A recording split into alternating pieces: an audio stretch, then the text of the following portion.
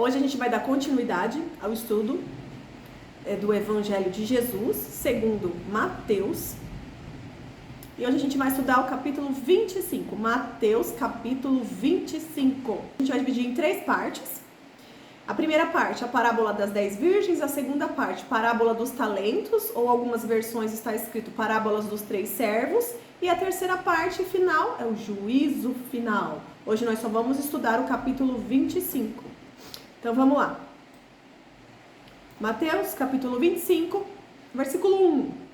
Então o reino dos céus será como as 10 virgens que pegaram suas lamparinas e saíram para encontrar-se com o noivo.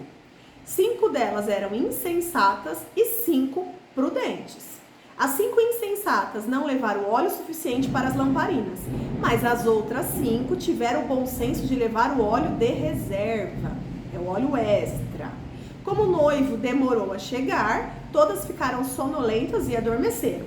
À meia-noite foram acordadas pelo grito: vejam, o noivo está chegando, saiam para recebê-lo. Gente, quem é que está gritando aqui? É o Espírito Santo. Ouçam o que o Espírito Santo diz. Versículo 7. Todas as virgens se levantaram e prepararam suas lamparinas. Então as 5 insensatas pediram às outras: por favor, dei-me-nos um pouco de óleo, pois nossas lamparinas estão se apagando. As outras, porém, responderam: não temos o suficiente para todas. Vão e compre óleo para vocês. Quando estavam fora comprando óleo, o noivo chegou. Então as 5 que estavam preparadas entraram com ele no banquete de casamento e a porta foi trancada. Mais tarde, quando as outras 5 voltaram, ficaram do lado de fora chamando: Senhor, Senhor, abra-nos a porta. Mas ele respondeu: a verdade é que não as conheço. Portanto, vigiem, pois não sabem o dia e nem a hora. Então vamos lá, gente. A Bíblia, ela se confirma, ela não se contradiz. E isso é o que a gente percebeu até agora, com tudo que a gente já juntas aqui leu, refletiu e estudou. Essa parábola é continuação de tudo que a gente viu até agora no Evangelho de Jesus segundo Mateus. Segundo os relatos de Mateus, tudo que a gente viu até agora está reforçando o que já foi dito anteriormente.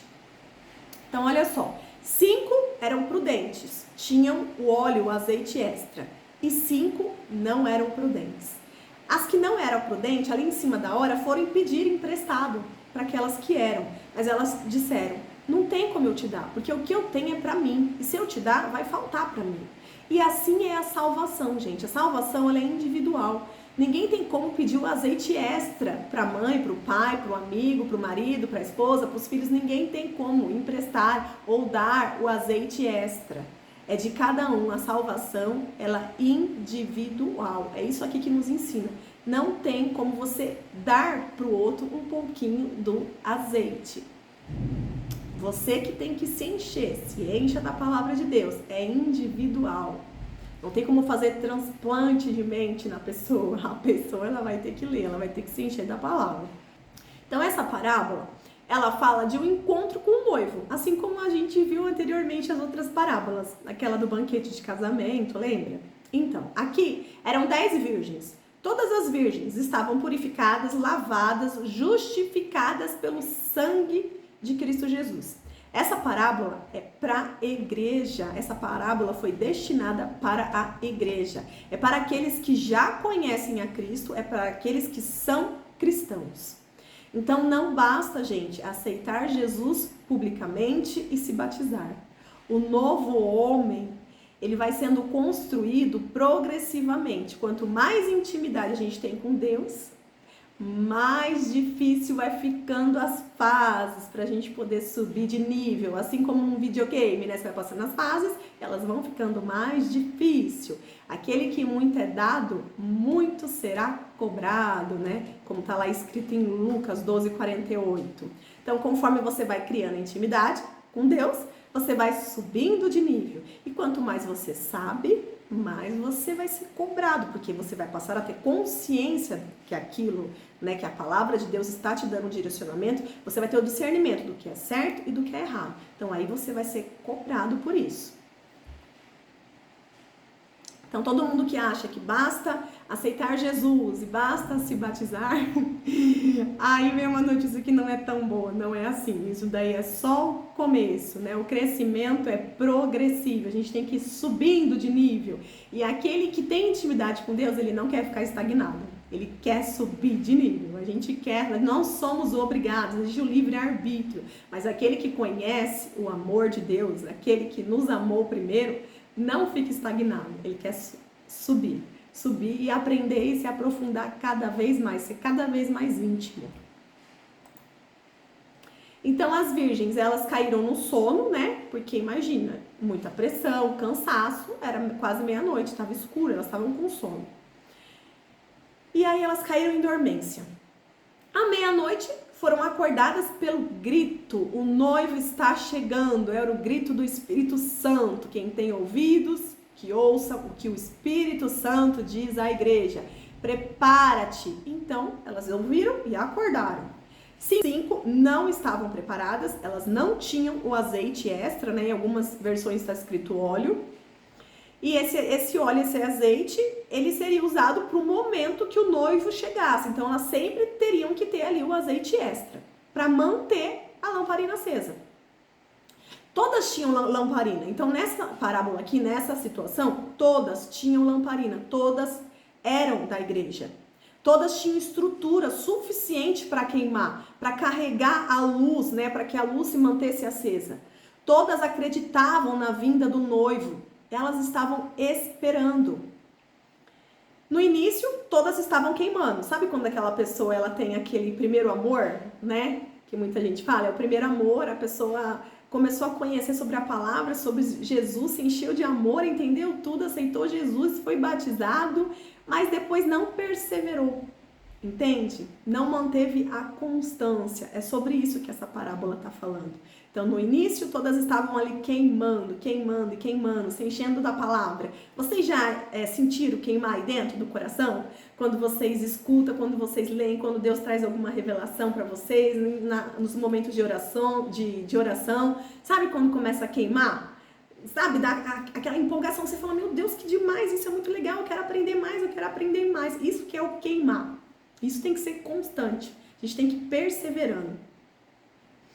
Então, essa parábola ela fala sobre constância, né? Não é sobre intensidade. Não é aquela pessoa que é intensa, muito intensa, só por um período curto. Não, é sobre aquela que persevera, é sobre aquela que é constante. Então, não se trata de você ter só um momento ali de oração intensa, porque você precisa de algo, porque você está naquele momento de paixão por Cristo, então você fica ali intensamente. Não é sobre isso. É sobre uma vida de oração, é sobre você manter uma constância, né? Você tem que perseverar, é sobre perseverança.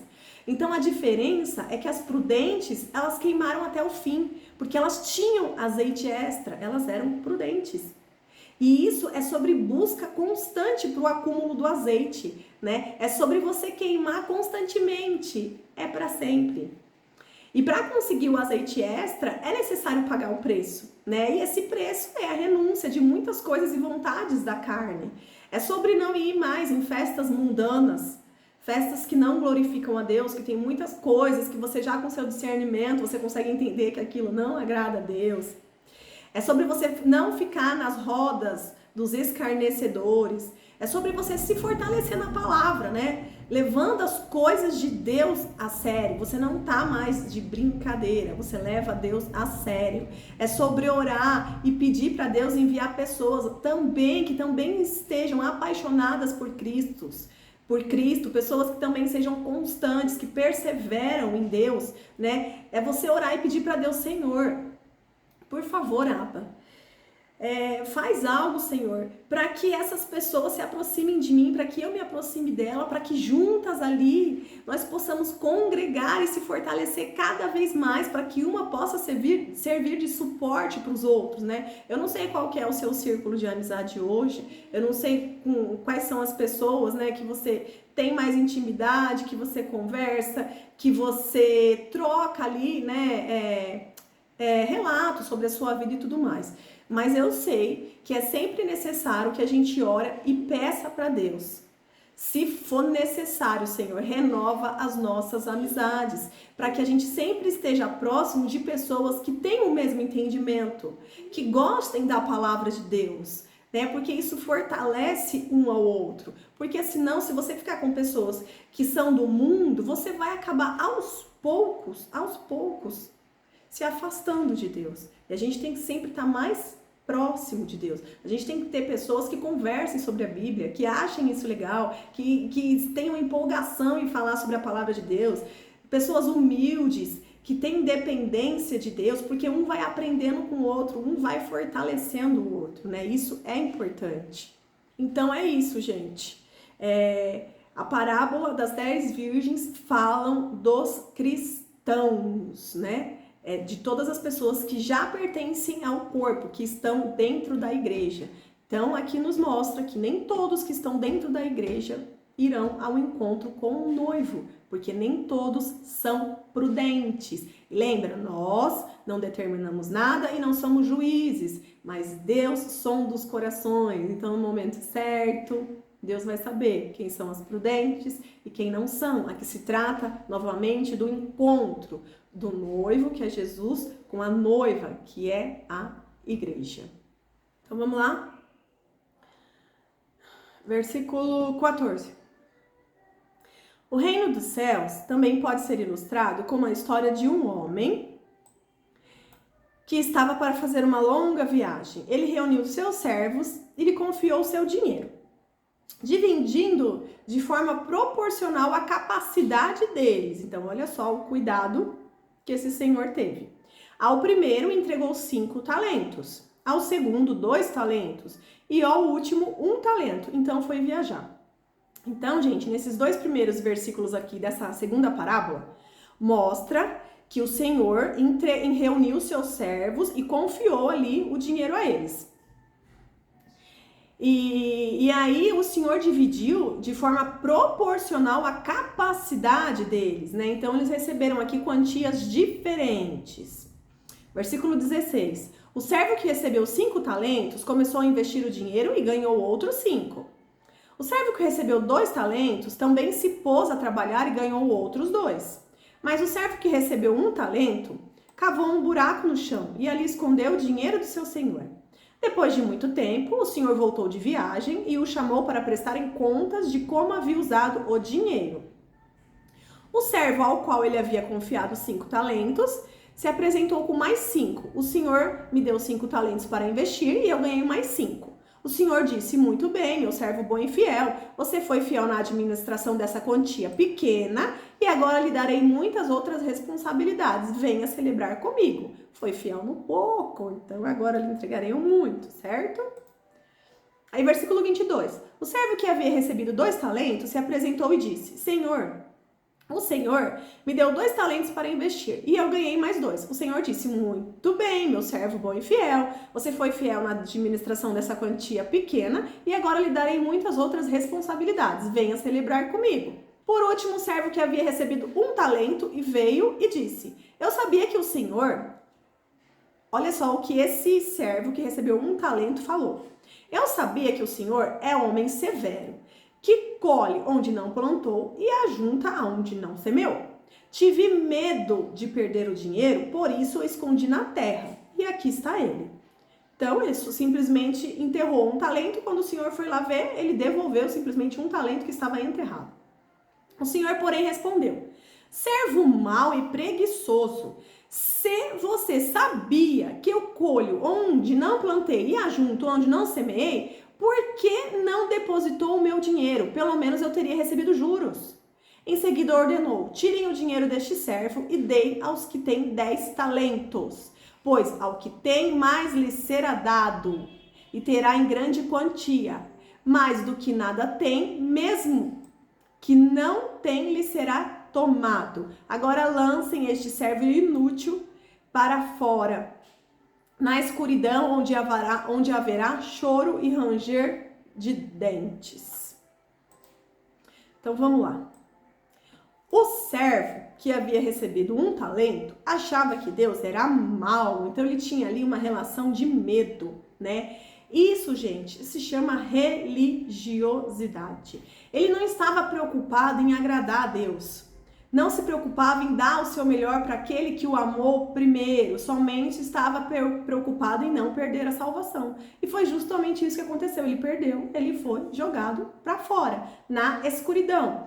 Então ali está representado como? Os servos somos nós, né? E o Senhor ali é Deus. Né? O Senhor nos entrega, o Senhor nos confia talentos e Ele não espera que a gente enterre esses talentos.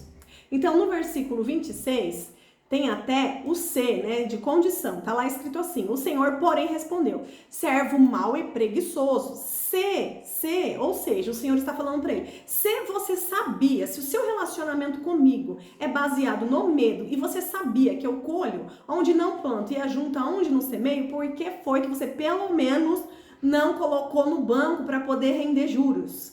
Certo? Então o Senhor estava dizendo, já que ele tinha intitulado o seu Senhor como mau, né? Por que foi então que ele não tomou ali uma decisão mais sensata que ele tinha acesso? Por que ele foi lá e enterrou ainda aquele talento, né?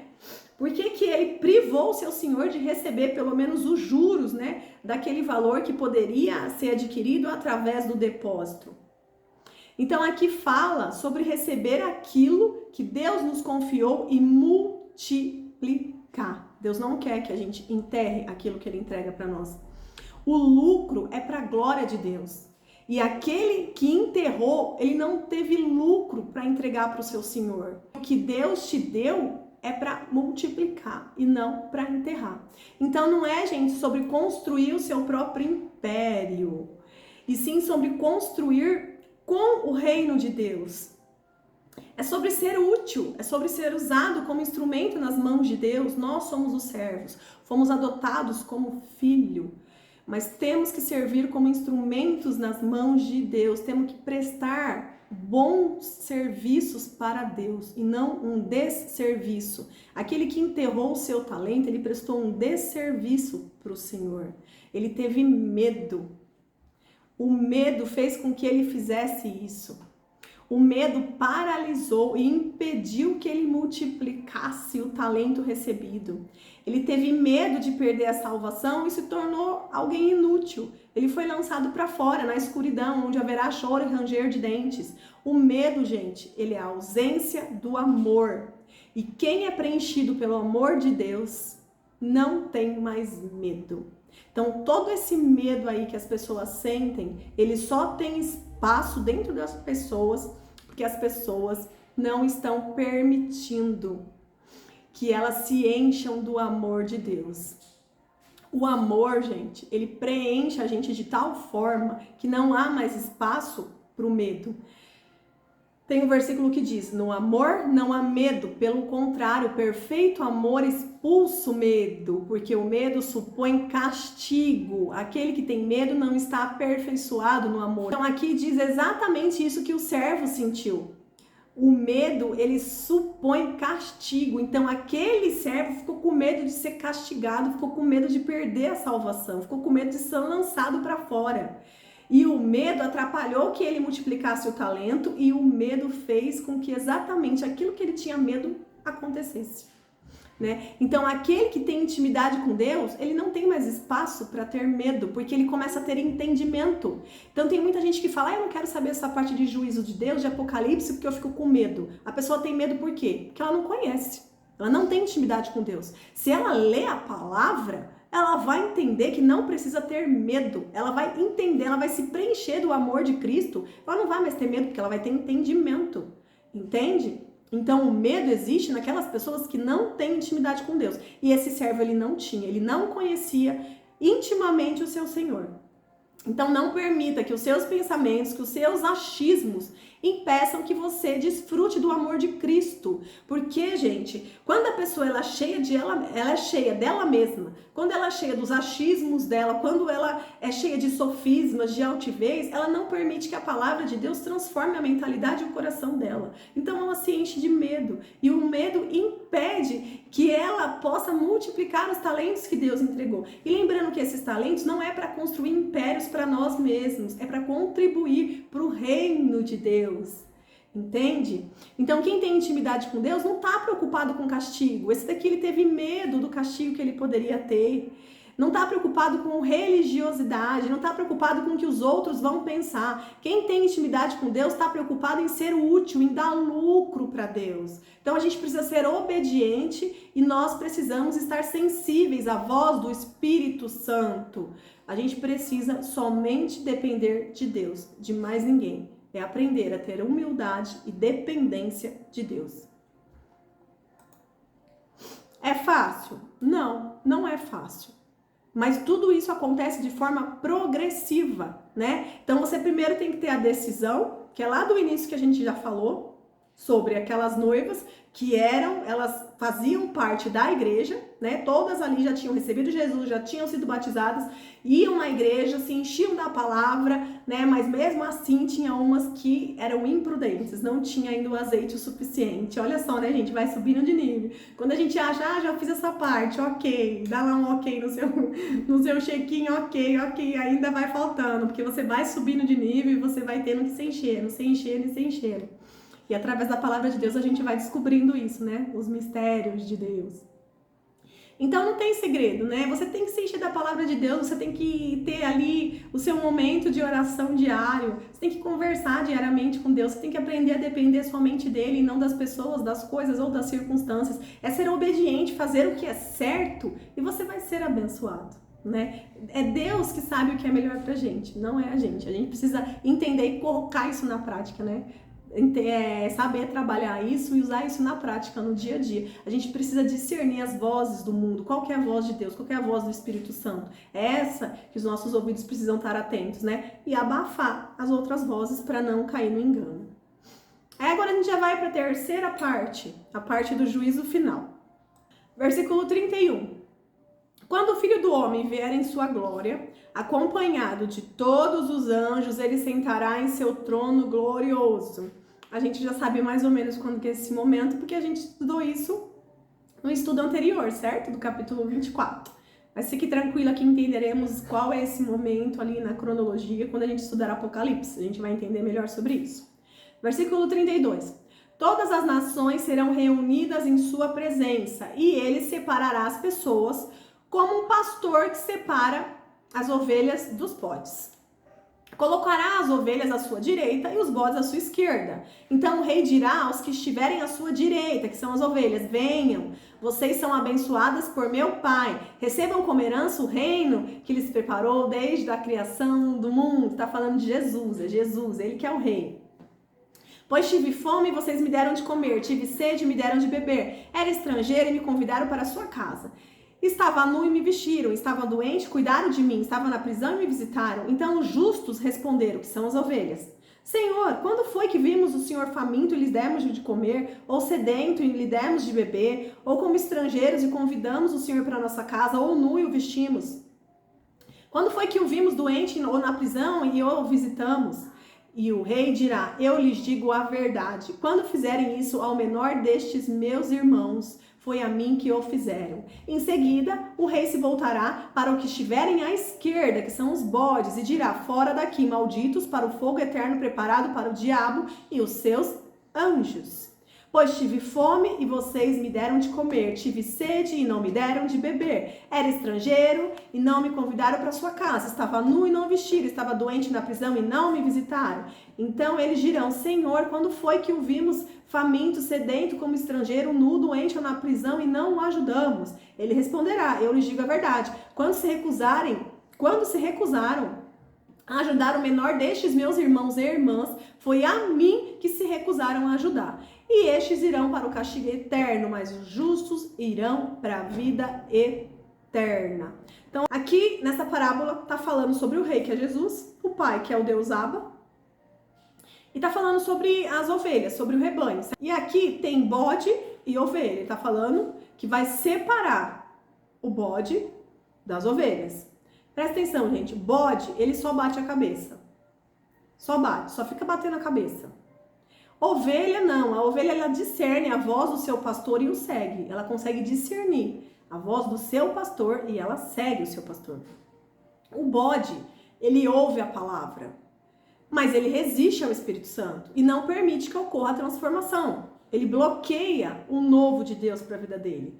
A ovelha, ela não age conforme o seu achismo, ela confia e obedece seu pastor, o nosso Senhor Jesus. Vocês estão vendo que essas 3 parábolas, né, uma confirma a outra. É exatamente a mesma mensagem, mas com detalhes diferentes. Então, o bode e a ovelha, os dois, eles vão à igreja. Eles frequentam a igreja, eles participam dos cultos. Assim como o joio, gente, que a gente já viu essa parábola, tá lá misturado com o trigo. Mas o Senhor vai separar aqueles que verdadeiramente são deles. Esse dia vai chegar, né? A justiça do homem é falha, mas a de Deus não é. Ele sabe de todas as coisas e o dia do juízo final vai chegar. Lá em Mateus 7, 21 ao 23, diz que nem todos que dizem Senhor, Senhor, Senhor entrarão no reino dos céus. O nome de Jesus tem poder e pode ser usado para curar. Aqui, nessa parte aqui de Mateus 7, fala o quê? Que muitas pessoas falam, Senhor, Senhor, mas eu curei enfermos em teu nome, eu expulsei demônios em teu nome. Como assim que agora, né, o Senhor vai me colocar como bode, vai me jogar à esquerda? Como assim? E Jesus vai dizer o quê? Que em meu nome vocês têm autoridade, mas não basta fazer as coisas na autoridade do meu nome. Né? Tem que ter intimidade com Deus, tem que haver renúncia. E é isso aqui que está falando. É sobre subir de nível, é sobre entender qual nível que cada pessoa está. É o Senhor, né, que sonda os nossos corações e sabe de tudo. É o Senhor que sabe se nós de fato somos ovelhinhas. E olha só, gente, se você é ovelha, mas você tem dificuldade para entender a palavra de Deus, saiba que nós podemos clamar por sabedoria, por entendimento. Então clame, peça ao Senhor nas suas orações e o Senhor ele vai iluminando o seu entendimento. Clame, né? O Senhor vai te ouvir. O Senhor ele dá graças aos humildes, ele resiste aos soberbos. E lembra o que é humildade? É dependência de Deus. Então aquela pessoa que é obediente, que é dependente de Deus, que tem um coração quebrantado, o Senhor ouve o seu clamor. E o Senhor ilumina o nosso entendimento e com mais facilidade, progressivamente, a gente vai entendendo e vai se enchendo cada vez mais da palavra de Deus. Então aqui, até agora, nessas 3 parábolas, o que a gente entendeu? Que tem que haver constância, que a gente precisa perseverar e tudo é progressivo. Progressivamente a gente vai subindo de nível, né? Vai subindo no nível de entendimento. O segredo é perseverar. Lá no versículo 35 fala, pois tive fome, vocês me deram de comer, tive sede, me deram de beber. Então aqui tá falando sobre o quê? Tá falando sobre o id, né? É sobre você ser útil para Deus. É sobre você ser sensível à voz do Espírito Santo e ajudar as pessoas de alguma forma. Essa questão aqui eu sempre tive muito problema. Porque quando eu vejo alguém em alguma situação e eu não posso ajudar, eu fico desesperada. Eu fico muito mal por causa disso. Mas daí, a palavra do Senhor vai enchendo tanta gente que vai trazendo entendimento. E aí a gente começa a perceber que para você ajudar alguém, não precisa ser somente através de algo material ou você tenha que dar dinheiro para a pessoa, não é isso. Ajudar alguém, às vezes, é só você parar e perguntar o nome da pessoa, conversar um pouco para ela, compartilhar com aquela pessoa um pouco sobre a palavra de Deus. É você ouvir a pessoa. É sobre você ter um lanche ali, você dividir aquele lanche com aquela pessoa, sabe? Não é sobre você ficar preocupada, mas eu não tenho dinheiro para fazer uma compra para aquela pessoa no mercado, né? Então eu vou fingir que nem tô vendo, não. Divida ali o que você tem, um pouquinho que você tem, né? Ninguém tá falando aqui de você sacrificar a sua família ou as coisas que você precisa para você ficar sem, para você sair distribuindo para o outro. Não é sobre isso.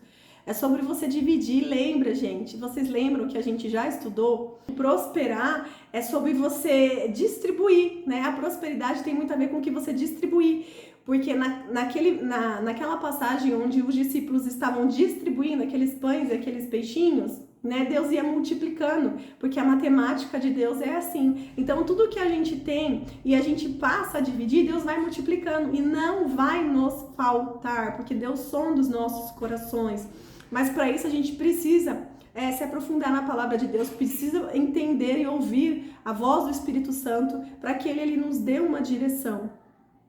E a gente precisa entender que vai chegar lá e o Senhor vai falar, né? Imagina o Senhor falando pra gente: vocês são justos, vocês são ovelhas, porque o que vocês tinham ali, vocês ajudaram aqueles pequeninos, e é como se vocês estivessem ajudando a mim. Então a gente precisa ter sabedoria para ajudar. Também entra aquela parte, né, de não entregar o peixe, mas ensinar a pescar.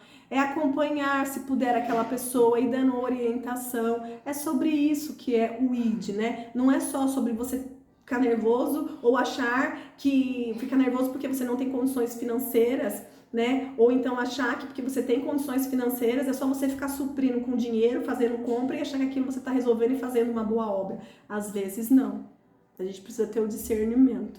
A gente precisa ouvir as pessoas, a gente precisa proclamar o evangelho para as pessoas, para que a mente de todas sejam transformados, para que eles tenham sabedoria para lidar com aquela situação, para que eles tenham sabedoria para lidar com aquilo que eles estão recebendo, né? Para que eles tenham ali desejo de aprender, de seguir o caminho reto do Senhor, porque aquele que é obediente é abençoado. Certo? Então você tem que entregar essa chave para a pessoa. Se encha da palavra. Você vai ser abençoado. Agora no começo eu vou dividir aqui o que eu tenho, vou te dar uma força, mas se encha da palavra. Faça o que é certo no caminho reto, né? Eu vou vendo se eu tenho contatos, alguém que pode te ajudar de alguma forma, que pode te fornecer um trabalho, algum bico, alguma coisa, e se enche da palavra do Senhor, que o Senhor vai te dar direcionamento, né? Seja obediente e não vai lhe faltar nada. Fica firme. É esse posicionamento, é essa ajuda que a gente precisa dar para as pessoas.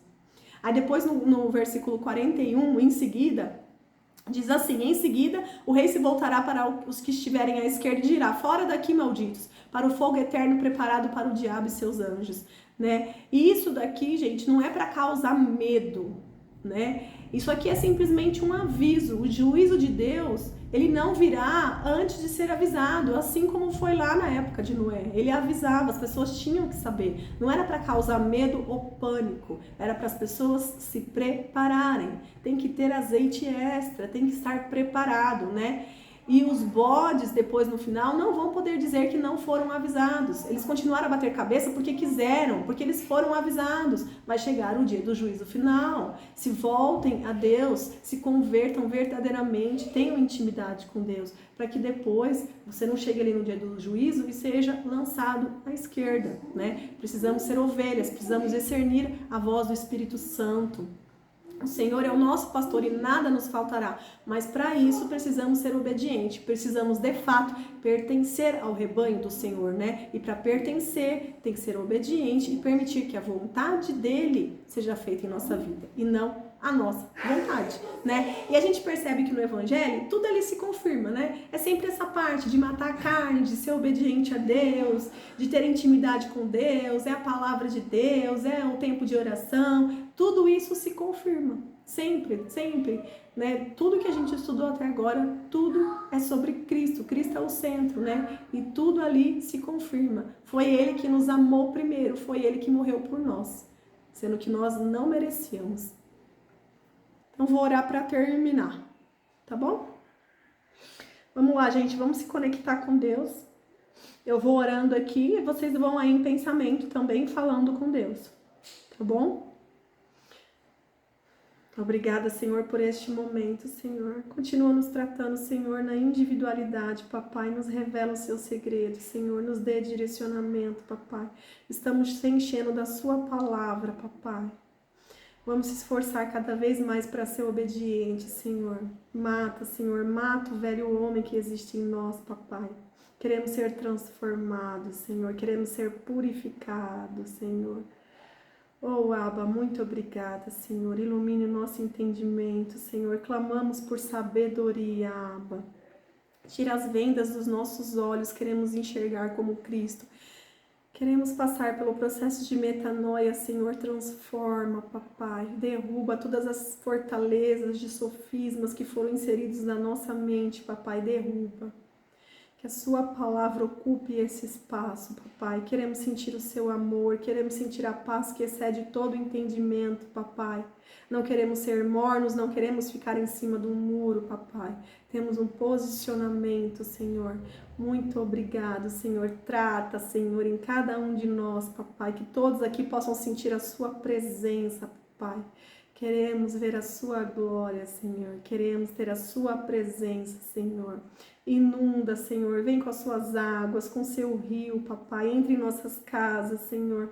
Limpa, purifica, papai. Nos traga entendimento, Senhor. Queremos ter um equilíbrio na sua palavra. Que todo medo caia por terra em nome de Jesus. E que todos aqui sejam preenchidos pelo seu amor. Aquele que nos amou primeiro. Muito obrigada. Em nome de Jesus, amém. Amém.